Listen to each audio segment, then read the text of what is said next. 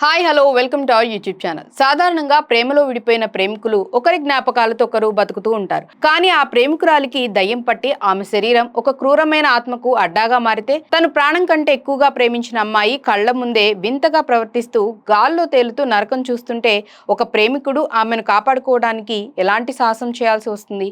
ఒక పాత కోట, చీకటి రాత్రులు, గుండెల్ని పిండేసే సంగీతం, వీటన్నిటి మధ్య సాగే ఒక అల్టిమేట్ హారర్ లవ్ స్టోరీ ఎలా ఉంటుందో చూసేద్దామా?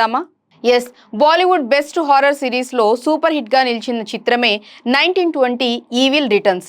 మరి మన హీరో అఫ్తాబ్ శివదాసాని ఆ దుష్టాత్మ బారి నుండి తన ప్రేమను ఎలా గెలిపించుకున్నాడో అనేది పూర్తి కథలో మనం తెలుసుకుందాం. కథ 1920 కాలంలో సాగుతుంది. జయదేవ్ వర్మ ఒక ప్రసిద్ధ కవి. అతను తన జీవితంలో సుప్రీతి అనే అమ్మాయిని ప్రాణంగా ప్రేమిస్తాడు. కానీ కొన్ని పరిస్థితుల వల్ల ఆమె అతనికి దూరం అవుతుంది. ఆ బాధలోనే జయదేవ్ ఒంటరిగా జీవిస్తూ ఉంటాడు. ఒకరోజు జయదేవ్కు సరస్సు ఒడ్డున స్పృహ తప్పి పడిపోయిన ఒక అపరిచిత అమ్మాయి కనిపిస్తుంది. ఆమెకు తన గతం ఏమీ గుర్తుండదు. జయదేవ్ మానవత్వంతో ఆమెను తన పెద్ద కోట లాంటి ఇంటికి తీసుకొచ్చి ఆమెకు సంగీత అనే పేరు పెట్టి ఆశ్రయం ఇస్తాడు. సంగీత ఆ ఇంట్లోకి అడుగు పెట్టినప్పటి నుంచి వింత సంఘటనలు మొదలవుతాయి. జయదేవ్ సోదరి కరుణకు సంగీత ప్రవర్తనపై అనుమానం వస్తుంది. రోజులు గడుస్తున్న కొద్దీ సంగీత శరీరంపై వింత గుర్తులు రావటం, ఆమె అర్ధరాత్రి పూట భయంకరంగా అరవటం, మనుషులపై దాడి చేయటం స్టార్ట్ చేస్తుంది. ఒక పవర్ఫుల్ ఆత్మ సంగీత శరీరాన్ని పూర్తిగా తన ఆధీనంలోకి తీసుకుందని జయదేవ్కు అర్థమవుతుంది. సంగీతను కాపాడడానికి జయదేవ్ ఒక పెద్ద తాంత్రికుడిని కలుస్తాడు. ఆ పూజారి తన శక్తులతో ఆత్మను ప్రశ్నించినప్పుడు ఒక మైండ్ బ్లాకింగ్ ట్విస్ట్ రివీల్ అవుతుంది. ఈ సంగీత మరెవరో కాదు, జయదేవ్ గతంలో ప్రాణంగా ప్రేమించి దూరమైన అసలైన సుప్రీతి. ఈ నిజం తెలియటంతో జయదేవ్ గుండె పగిలిపోతుంది.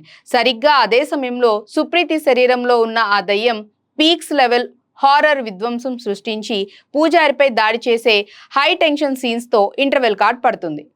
సెకండ్ హాఫ్లో అసలు ఆత్మ ఎవరిది, సుప్రీతిని ఎందుకు ఆవహించిందనే ఫ్లాష్ బ్యాక్ రివీల్ అవుతుంది.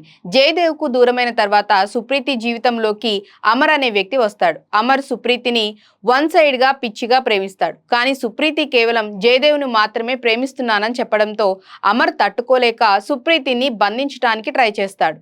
ఆ గొడవలో అమర్ దారుణంగా చనిపోతాడు. చనిపోయే ముందు అమర్ ఒక క్రూరమైన ఆత్మగా మారి సుప్రీతిని లొంగ తీసుకోవాలని శపిస్తాడు.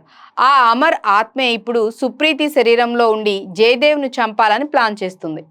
క్లైమాక్స్ సీక్వెన్స్ చాలా ఇంటెన్స్గా ఉంటుంది. విలన్ అమర్ ఆత్మ సుప్రీతిని పూర్తిగా చంపేసి తనతో పాటు పాతాళంలోకి తీసుకువెళ్లాలని చూస్తుంది.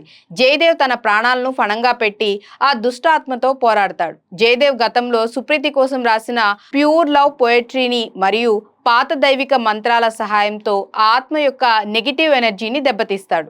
జయదేవ్ చూపించిన నిజమైన ప్రేమ ముందు ఆ క్రూరమైన ఆత్మ ఓడిపోయి సుప్రీతి శరీరాన్ని వదిలేసి శాశ్వతంగా నాశనమైపోతుంది. సుప్రీతికి తన పాత గతం తిరిగి రావటం, జయదేవ్ సుప్రీతిలు మళ్ళీ ఒక్కటవ్వటంతో ఒక ఎమోషనల్ అండ్ సాటిస్ఫైయింగ్ నోట్తో సినిమా ఎండ్ అవుతుంది. సో ఇదండి ఫుల్ స్టోరీ. ఎలా అనిపించిందో కామెంట్స్ లో చెప్పండి. అండ్ ఏ సీన్ బాగా నచ్చిందో కూడా కామెంట్ చేయండి. అండ్ అలాగే ఈ వీడియో నచ్చినట్లయితే మా ఛానల్ని లైక్ చేయండి, షేర్ చేయండి, సబ్స్క్రైబ్ చేయడం మర్చిపోవద్దు. బాయ్.